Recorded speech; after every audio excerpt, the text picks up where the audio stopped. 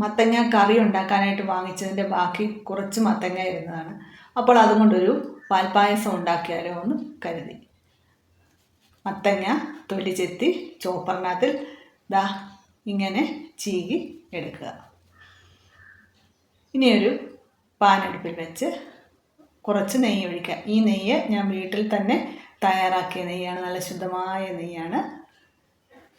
ഇതിലേക്ക് നമ്മൾ അണ്ടിപ്പരിപ്പും കിസ്മിസും ഇട്ട് വറുത്ത് കോരി മാറ്റി വെക്കുക.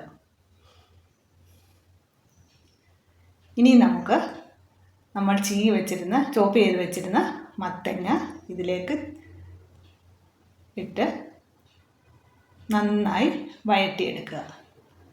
നല്ലവണ്ണം വഴറ്റിയെടുക്കണം. അതിനുശേഷം നമ്മൾ തിളപ്പിച്ച് വെച്ച പാലേ ഒഴിക്കാവൂ കേട്ടോ. 1 കപ്പ് പാല് ചേർക്കുക. പാലൊഴിച്ചിട്ട് ഇതിലേക്ക് ഒരു മണിക്കൂർ മുമ്പ് ഞാൻ കുതിർത്ത് വെച്ചിരുന്ന കുറച്ച് ചവ്വരിയും കൂടി ചേർക്കുക. ഇതൊന്ന് തിളച്ച് വരുമ്പോൾ ഒരു ചെറിയ കപ്പ് പഞ്ചസാരയും കൂടി നമ്മൾ ചേർത്ത് വീണ്ടും നന്നായി ഇളക്കുക. വളരെ വേഗം തയ്യാറാക്കാവുന്നൊരു പായസമാണ്. ഒരു 15 മിനിറ്റ് മതി.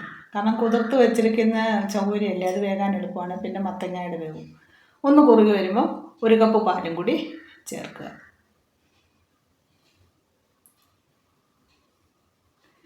ഇനി നമുക്ക് മിൽക്ക് മെയ്ഡ് ഇരിപ്പുണ്ടെങ്കിൽ ഒരു 2 സ്പൂൺ മിൽക്ക് മെയ്ഡ് ഒഴിക്കാം. ഇത് ഓപ്ഷനാണ്. വേണ്ടുന്നവർക്കും മിൽക്ക് മെയ്ഡ് വീട്ടിലുള്ളവർക്കും ഇത് ഒഴിച്ചാൽ മതി, ഒഴിച്ചില്ലെങ്കിലും പ്രശ്നമില്ല. ഇതിലേക്ക് 1 സ്പൂൺ ഏലക്ക പൊടിച്ചതും ചേർത്ത് നമ്മൾ വറുത്ത് വെച്ചിരിക്കുന്ന അണ്ടിപ്പരിപ്പും മുന്തിരിങ്ങയും കൂടി ചേർത്ത് ഇളക്കി ഫ്ലെയിം ഓഫ് ചെയ്യുക. അടിപൊളി ടേസ്റ്റാണ്. നമ്മൾ പ്രതീക്ഷിക്കാത്ത അത്ര നല്ല ടേസ്റ്റാണ്. അപ്പോൾ നിങ്ങളും ഇതുണ്ടാക്കി നോക്കണേ. അടിപൊളി മത്തങ്ങ പായസം റെഡി. വളരെ കുറച്ച് സമയം കൊണ്ട് വളരെ രുചികരമായ ഒരു പായസം അങ്ങനെ നമുക്ക് തയ്യാറാക്കാം. നിങ്ങളിത് തയ്യാറാക്കി നോക്കുക, നിങ്ങളുടെ അഭിപ്രായങ്ങൾ അറിയിക്കുക. അപ്പോൾ മറ്റൊരു വീഡിയോയുമായി വീണ്ടും കാണാം. അതുവരേക്കും നമസ്കാരം.